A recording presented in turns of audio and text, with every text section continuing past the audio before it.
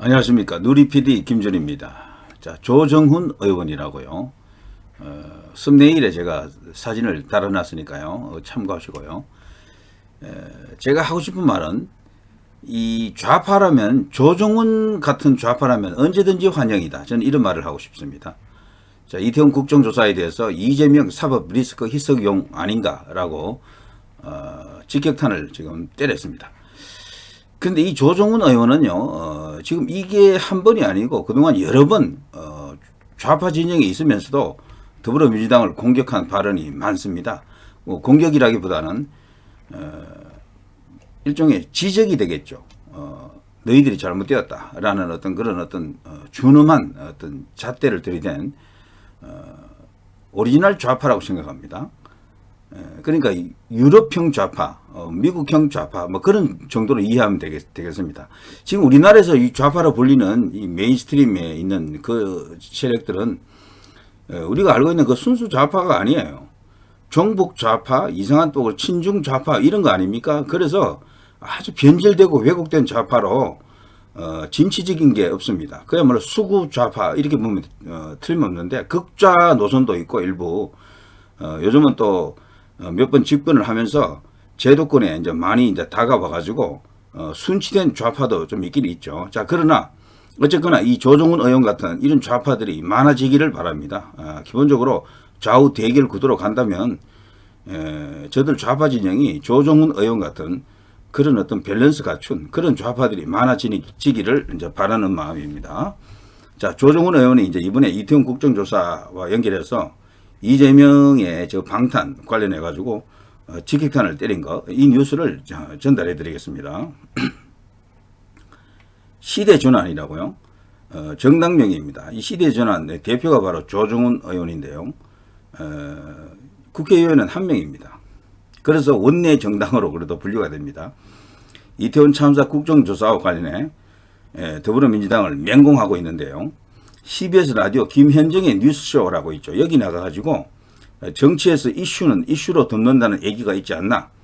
지금 사법 리스크 얘기가 쏙 들어갔다며 이같이 주장하고 있습니다. 그래서 국정조사를 끄집어내가지고 이재명에 대한 검찰의 수사, 사법 처리 이런 것을 어느 정도 지금 여론에서 비켜나오도록 그런 어떤 힘이 작동하고 있다. 이것을 지적했는데요.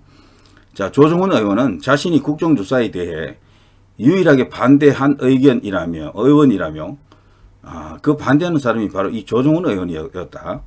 자, 슬프게도 국정조사가 정쟁의 소재가 될 것이라고 생각을 했다.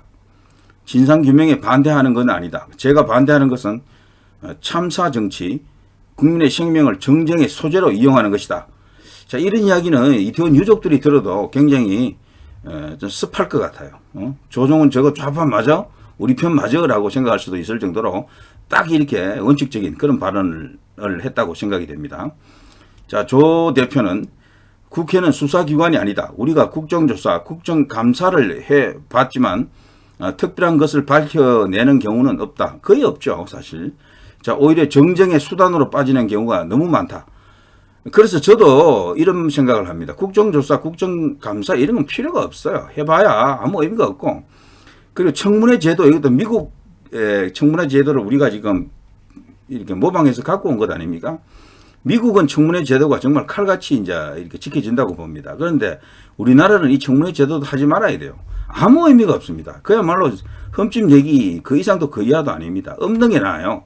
우리는 자유민주주의를 하더라도 미국식, 유럽식보다도 우리 몸에 맞게끔 하는 게 맞다고 저는 생각합니다. 어거지로 몸에 맞지 않는 옷을 입혀놓고, 목표를 정해놓고 거기에 이제 집어넣으려고 하는 것, 그거 자체가요, 더 우스꽝스럽습니다. 부작용만 발생하는 것 같아요.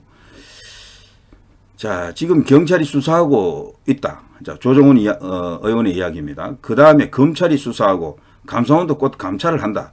여기서 하나라도 숨기는 게 있으면 국회에서 특검하자 동의하겠다. 자, 이런 순수가 있는데 왜 국회가 먼저 나서서 이러느냐. 국정조사 해봐야 뭔 소용이 있느냐. 그것은 뭐 밝히겠느냐. 그리고 국정조사를 해봐도 강제적인 수사권이 없잖아요. 국회의원들이. 해봐도 의미가 없다는 거야. 그냥 정쟁으로 연결해가지고 뭐 이슈를 이슈로 덮는 그런 효과 외에는 없다. 이것을 지금 지적해 주는 건데요. 그래서 이 조정훈 의원은 그래서 제가 제안 드렸던 게 이재명 대표 사퇴하고 이상민 행정안전부 장관도 동시에 사퇴했으면 좋겠다는 생각. 이런 식이라면은 한번 좀 고려해 볼 만하네요. 이재명 사퇴하고 행안부 장관도 동시에 사퇴한다면은 뭐 행안부 장관 같은 경우는 정치적 책임을 지는 거죠. 법적 책임이 아니고요. 어쨌거나 논란이 일어나니까 그 논란을 수습하기 위해서 행안부 장관이 보통 그런 식으로 뭐 책임을 지고 물러날 수도 있겠다. 그런 생각은 들긴 해요. 그런데 이재명이 사퇴 없이 행안부 장관만 사퇴하라는 것은 말이 안 됩니다. 그거는 뭐 완전히 그냥 마녀사냥이죠. 자, 그러면서 이 조정훈 의원은 저는 대장동 특검도 해야 된다고 생각한다. 지난 대선이 대장동 게이트, 대장동 대선이었다고 생각한다. 자, 이런 좌파들이 무섭습니다. 좌파 내부를 이렇게 정화하려고 하는 그런 어떤 올곧은 목소리인데요. 진짜 저런 좌파들이 가득하면 우리나라는 항상 좌파들이 집권할 수도 있어요. 자칫하면은. 그 정도로 저런 좌파들이 많아지지 않은 걸 다행으로 여겨야 될지도 모르겠네요. 제가 역설적인 이야기입니다. 그대로 그대로 받아들이지 말기 바랍니다. 자, 조정훈 대표는 정치가 지금 하나도 앞으로 나가지 못하고 있다. 이태원 참사라는 아픈 사건에 대해 제일 중요한 건 재발 방지를 위한 시스템을 이제 이렇게 만들어내는 것인데 아무것도 못하고 있다는 거죠. 지난 대선이 대장동 대선인데 이거 사실 확인하고 책임자 처벌해야 되는데 아무것도 못하고 있다. 이 두 걸림돌 모두 제거하자라고 주장하고 있네요. 그러면서 이태원 관련 그 국정조사에 대해서는요. 이재명 사법 리스크의 희석용 물타기가 아닌가 생각한다. 국정조사로 언론 공간이 다 지금 차지하고 있지 않나. 언론이 모두 국정조사를 집중적으로 지금 보도하는 상황이죠. 그래서 다시 한번 이재명 대표도 대장동에 대해 명명백백하게 밝히고 싶으면 당대표 내려놓으시라. 의원직 사퇴 요구하는 것 아니다. 당대표 내려놓고 남자답게 제대로 한번 스스로의 뭐 가령 결백하다면 결백을 증명해보라. 이런 이야기입니다. 자, 그러면서요. 이상민 장관에 대해서는 국가 애도 기간 다음 날 이상민 장관이 거짓 표명을 했으면 좋았겠다. 그러면 여기까지 오지도 않았다. 요 의견에 대해서는 저는 조금 다른 생각입니다. 좌파들이 이렇게 착한 생각만 갖고 있는 게 아니에요. 전부 이제 이 정쟁을 벌이기 위해서 뭔가 상대의 약점을 잡기 위해서 하이에나처럼 뭔가 이렇게 노리고 있는 그런 어떤 세력들이기 때문에 지금 이런 어떤 순수한 이런 주장에 대해서는 참고는 하겠지만 반드시 맞다고는 보기 어렵습니다. 자, 이상민 장관도 책임을 밝히고 나서 사실 확인을 위한 시간을 확보하고 저는 이 정부가 숨기려고 하는 게 있다고 보진 않는다며 그래도 이거를 다 드러낸 다음에 정치적 책임이 있다면 이후에 제도 개선으로 이렇게 가야지 이 산을 넘을 수가 있다. 재발 방지를 할 수가 있다. 이런 식으로 거의 그냥 퍼펙트한 답변을 좀 하고 있네요. 조정훈 의원입니다. 조정훈. 이름 적자 정도는 다 아시겠습니다만 특별히 한번 좀 기억해 볼 필요가 있겠어요. 자, 시대준환 대표로 있는데요. 원래 나이가 50세네요. 조정훈.